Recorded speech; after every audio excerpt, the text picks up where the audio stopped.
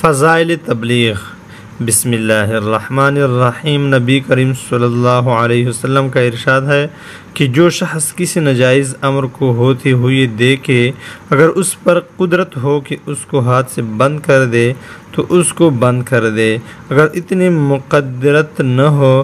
تو زبان سے اس پر انکار کر دے، اگر اتنی بھی قدر نہ ہو تو دل سے اس کو برا سمجھے، اور یہ ایمان کا بہت ہی کم درجہ ہے۔ معزز سامعین کرام، حضور اکرم صلی اللہ علیہ وسلم کا حدیث مبارک ہے، نبی کریم صلی اللہ علیہ وسلم کا ارشاد ہے کہ جو شخص کسی ناجائز امر کو ہوتے ہوئے دیکھے، اگر اس پر قدرت ہو کہ اس کو ہاتھ سے بند کر دے تو اس کو بند کر دے، اگر اتنی مقدرت نہ ہو تو زبان سے اس پر انکار کر دے، اگر اتنی بھی قدرت نہ ہو تو دل سے اس کو برا سمجھے، اور یہ ایمان کی بہت ہی کم درجہ ہے۔ ایک دوسری حدیث میں وارد ہے کہ اگر اس کو زبان سے بند کرنے کی طاقت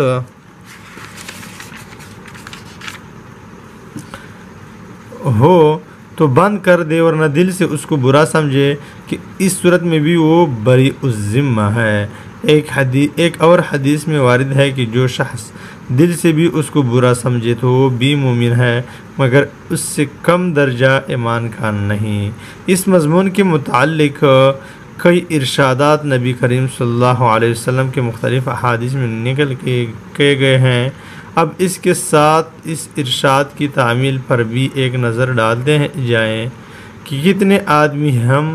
میں سے ایسے ہیں کہ کسی ناجائز کام کو ہوتے ہوئے دیکھ کر ہاتھ سے روک دیتے ہیں، یا فقط زبان سے اس کی برائی اور ناجائز ہونے کا اظہار کر دیتے ہیں، یا کم از کم